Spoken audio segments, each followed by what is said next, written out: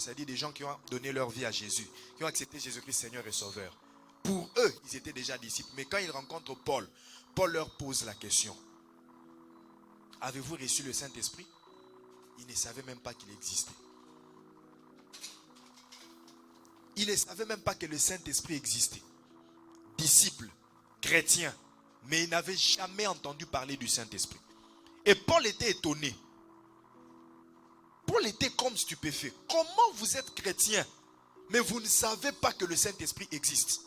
Comment vous êtes chrétien, mais vous n'avez pas entendu parler du Saint-Esprit? Et puis il leur pose la question, de quel baptême avez-vous été baptisé? Ils lui disent, mais nous avons reçu le baptême de Jean. Il dit, voilà, je comprends tout. Bien-aimés, je vais vous dire vrai. Si on suit la logique des choses, la spiritualité des choses, il y a beaucoup de gens qui doivent refaire le baptême. Ils doivent retourner dans l'eau. Parce qu'ils ont reçu un baptême invalide. Il y a beaucoup de gens qui doivent rentrer dans l'eau, se faire rebaptiser. Parce que le baptême qu'ils ont reçu, ils ont reçu un baptême qui n'existe pas. D'abord, le baptême c'est un acte qui engage la conscience. Il y a beaucoup de gens qui se sont fait baptiser sans avoir cette conscience-là. Ils se font baptiser parce qu'à l'église, on a appelé que les gens se fassent baptiser, mais ils ne savent même pas ce qu'il est en train de faire. Le baptême, c'est un acte qui engage la conscience, la liberté. C'est un acte qui engage, c'est un engagement conscient, libre, qui se fait sans aucune pression. Et le baptême par aspersion n'est pas le baptême. Toute personne qui a été aspergée d'eau n'est pas baptisée. Et toute personne qui a été baptisée pour la repentance n'a pas été baptisée. Toute personne qui a été baptisée pour se convertir à Christ n'a pas été baptisée. De quel baptême avez-vous été baptisé? Les gens disent, nous sommes baptisés du baptême de Jean. Paul leur dit, le baptême de Jean sert à la repentance pour obtenir le pardon. Et ce baptême-là n'est plus valide parce que Jésus-Christ est déjà mort sur la croix. Les gens se faisaient baptiser du temps de Jean parce que Jésus n'était pas encore mort. Le sang n'avait pas coulé sur la croix. Alors il n'y avait pas de moyens par lesquels les gens pouvaient obtenir miséricorde et pardon de leurs péchés. Parce que les sacrifices des boucs et autres n'ont pas suffi. Alors Dieu a permis que Jean puisse baptiser les gens pour qu'ils obtiennent le pardon avant que Christ vienne. Jean lui-même dit, je vous baptise d'eau pour la repentance. Mais celui qui vient après moi vous baptisera du Saint-Esprit et de feu. Donc Jésus viendra vous baptiser. Je ne dis pas que le baptême d'eau est invalide. Mais je dis le baptême de Jean-Baptiste est invalide. Et ce qui est critique aujourd'hui est que beaucoup d'enfants de Dieu se font baptiser du baptême de Jean à l'église. Croyants qui sont en train de se faire baptiser. C'est un baptême invalide. C'est comme si tu utilisais un document officiel de l'État, mais qui n'est plus valide, qui a déjà expiré. Quel que soit où tu iras avec ces documents-là, tu n'obtiendras rien. Tu n'auras pas gain de cause, parce que ce document est expiré. Et le baptême de Jean a expiré. Et de quel baptême es-tu baptisé? Il existe plusieurs sortes de baptêmes. Les gens ne le savent pas. Luc chapitre 12, verset 50, ou 10, verset 50. Jésus dit, il est un baptême que je dois être baptisé et mon cœur est le désir de mon cœur est ardent que ce baptême-là puisse arriver. Il parlait de quoi? Il parlait de sa mort. Il parlait du baptême de la souffrance. Il existe le baptême de la souffrance. C'est un baptême. Par définition, baptême vient du mot grec baptizo, qui veut dire immerger. C'est un baptême où Dieu te plonge, t'immerge dans la souffrance. 1 Pierre chapitre 4, verset 12 jusqu'à verset 16. Bien-aimés, ne soyez pas étonnés des souffrances qui vous arrivent comme si c'était quelque chose de surprenant. Mais suivez Jésus-Christ comme modèle. Lui qui a souffert et supporté la souffrance. Insulté, il n'a pas retourné les insultes. Vous aussi suivez cet exemple-là. Donc chacun de nous a un baptême de souffrance. Alléluia. Alléluia. Chacun de nous a son baptême de souffrance. Ma souffrance n'est pas ta souffrance. Il y a des souffrances que Dieu permet, comme celle de Job.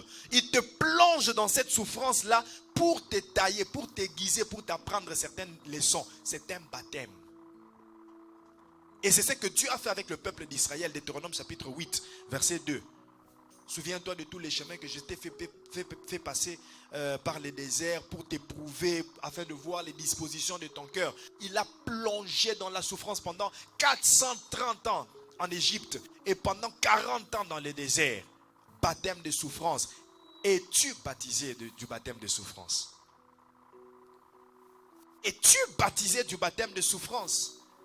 Il y a un baptême que chacun de nous doit être baptisé. C'est le baptême de souffrance. Si tu es dans une souffrance, 1 Pierre chapitre 3, verset combien? Si tu souffres en tant que chrétien, c'est une bonne chose pour toi. Et ce plaisir de souffrir en tant que chrétien, je souffre à cause du nom de Jésus. Ce n'est pas parce que j'ai volé, ce n'est pas parce que je suis impudique, mais je souffre parce que je suis chrétien. Toutes les flèches du monde des ténèbres sont braquées contre moi parce que je suis chrétien. Tous les combats que je suis en train de rencontrer dans la vie, c'est seulement parce que je suis chrétien. Un baptême de souffrance à cause de ce que tu es. Il existe le baptême du Saint-Esprit. C'est le fait d'être plongé dans le Saint-Esprit, immergé totalement dans le Saint-Esprit. Écoutez, deux termes que les gens n'ont jamais compris ou bien pas bien compris par rapport au baptême du Saint-Esprit. Le premier terme, c'est la plénitude. Le deuxième terme, c'est le revêtement. Ce sont les deux termes mis ensemble qui font le baptême du Saint-Esprit. Sans ces deux choses ensemble, il n'y a pas de baptême du Saint-Esprit. La plénitude et le revêtement.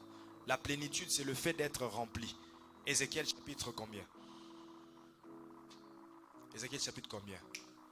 Le torrent. L'histoire du torrent. 47. Ézéchiel chapitre 47. J'étais en train d'avancer dans le temple. Le Seigneur me dit, mesure. J'arrive, l'eau me mesure aux chevilles. Premier niveau. Première plénitude.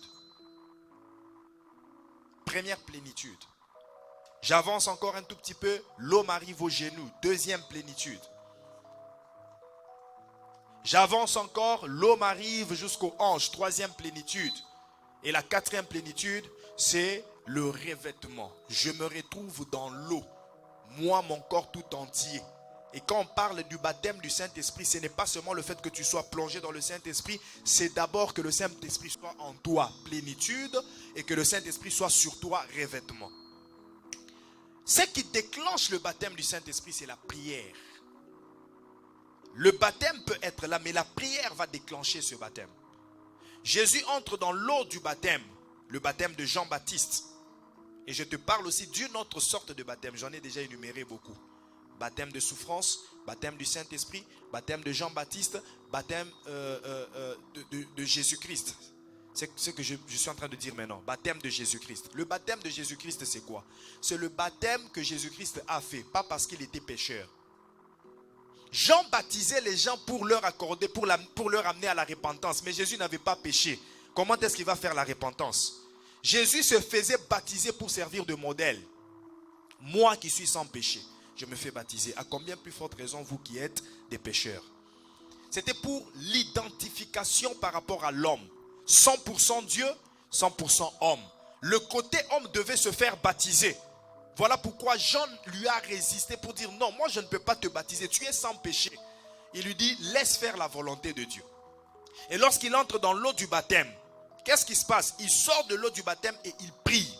Les cieux s'ouvrent, le Saint-Esprit descend sur lui sous une forme corporelle comme une colombe.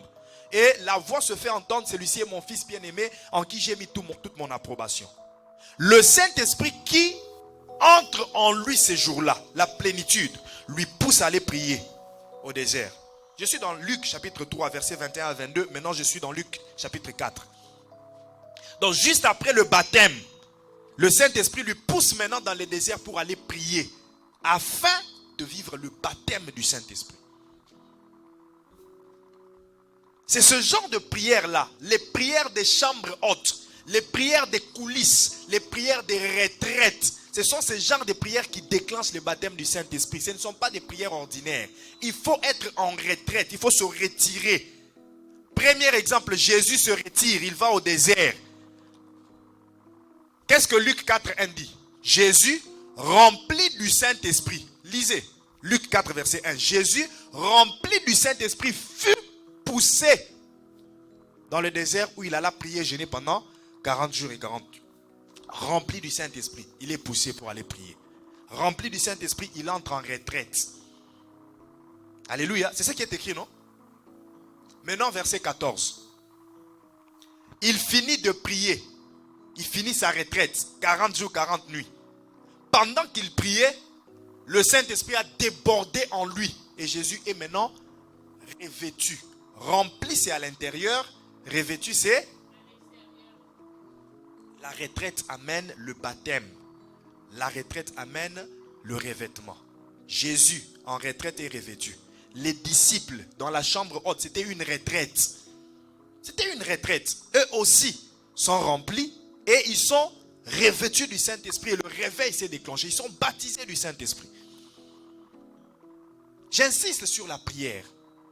La prière est l'invitation qu'on donne au Saint-Esprit pour qu'il puisse nous baptiser, pour qu'il puisse venir, pour qu'il puisse déborder encore en nous. La prière.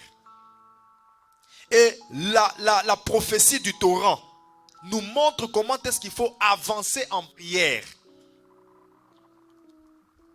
Hébreux 4, verset 16. Approchons-nous du trône de la grâce. S'approcher n'est pas synonyme d'arriver. S'approcher n'est pas synonyme d'arriver.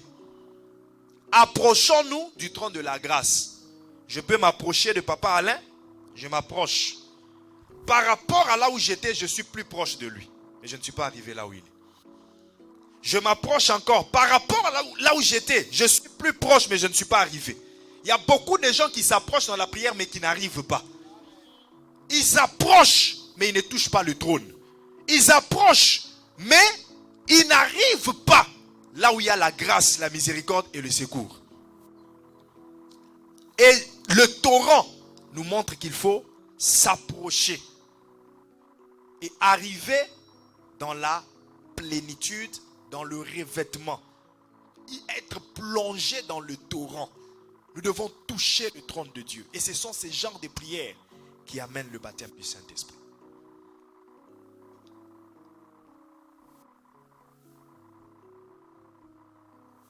Aujourd'hui, le baptême valide, c'est le baptême du chrétien.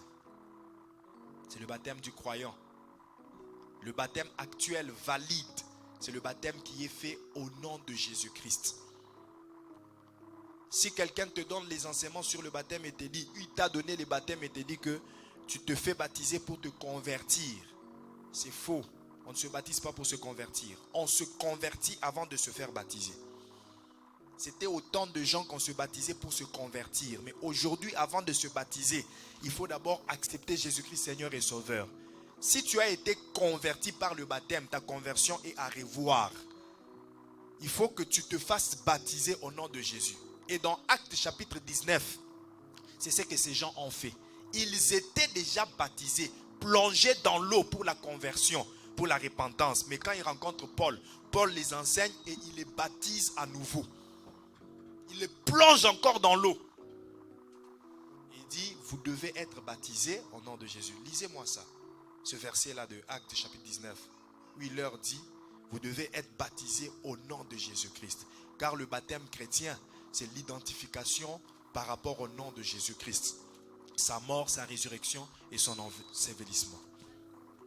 Actes chapitre 19, le verset qui dit, vous devez être baptisés au nom de Jésus-Christ.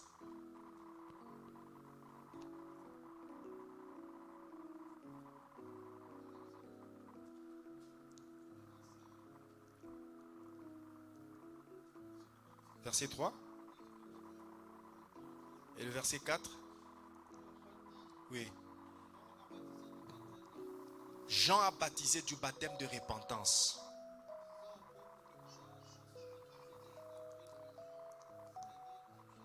Disant au peuple de croire, c'est-à-dire amenant les gens à la conversion.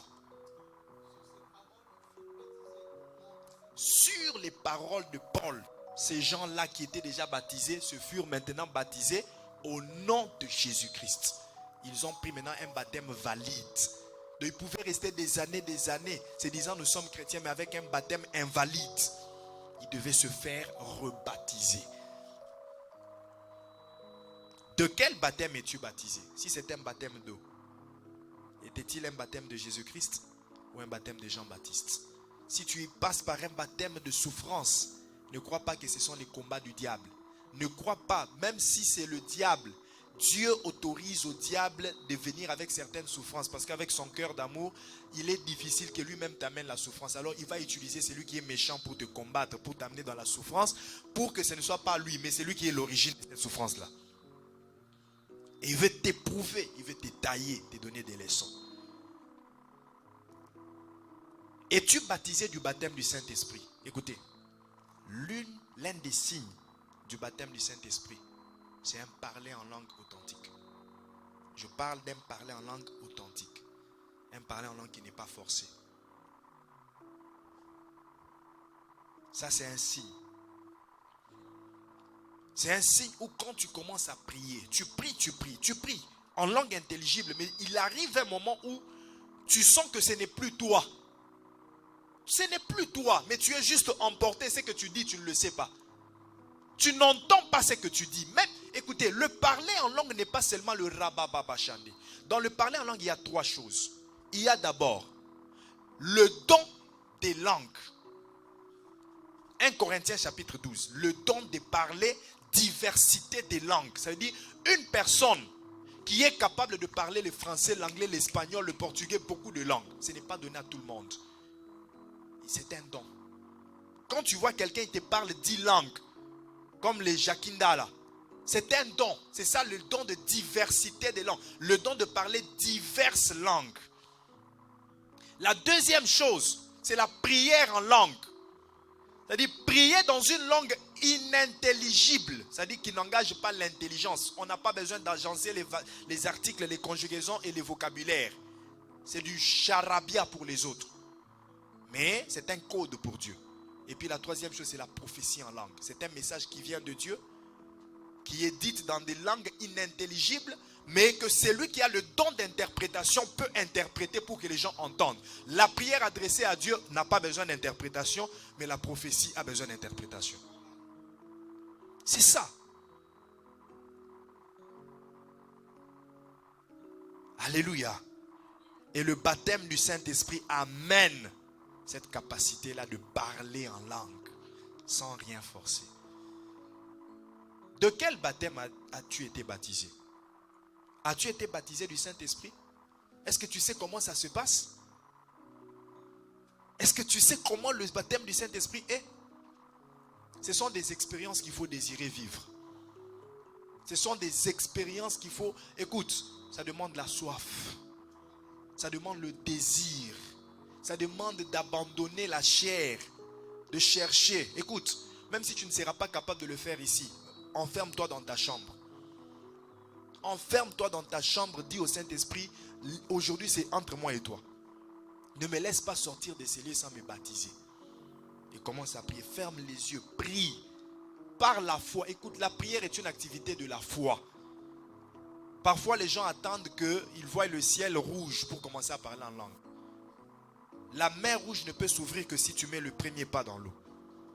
Le parler en langue ne commence aussi que si tu n'ouvres la bouche et commences à dire n'importe quoi. Pour toi, c'est n'importe quoi. Mais pour le Saint-Esprit, ce n'est pas n'importe quoi. C'est déjà l'invitation que tu lui donnes. Et avant que tu n'aies compris, tu seras ailleurs.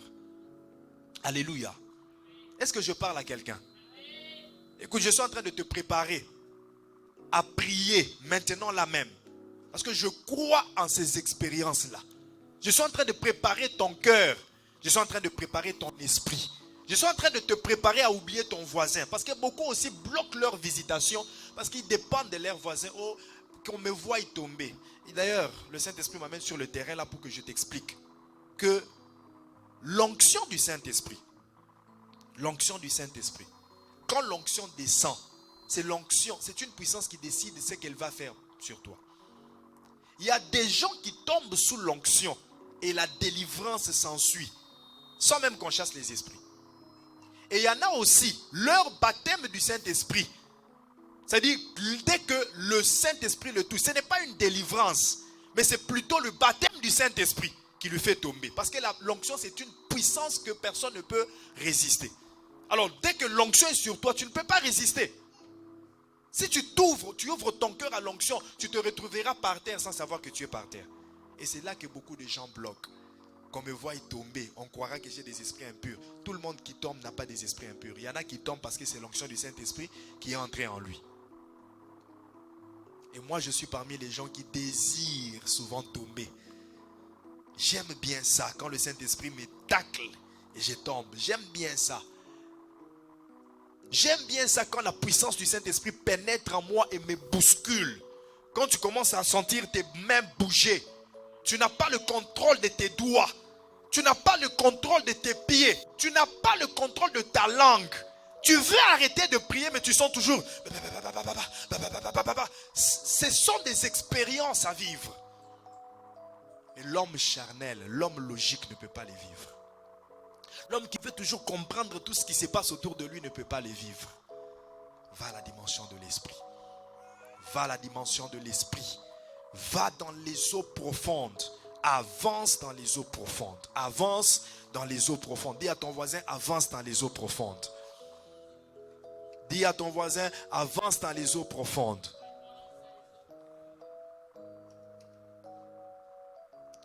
Est-ce que tu désires être baptisé du Saint-Esprit? Est-ce que tu désires être baptisé du Saint-Esprit? Est-ce que tu veux être baptisé du Saint-Esprit? Je dis, est-ce que tu veux être baptisé du Saint-Esprit?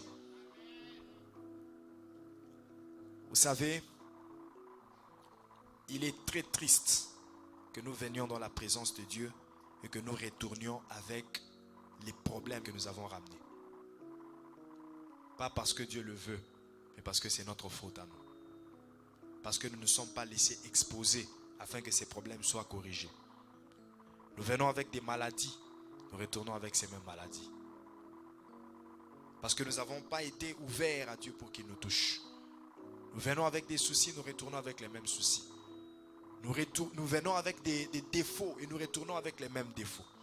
Parce que nous ne sommes pas exposés, laissés devant Dieu de nous toucher.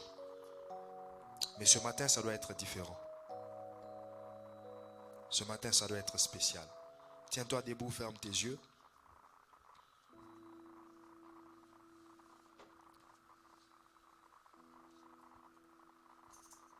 Depuis que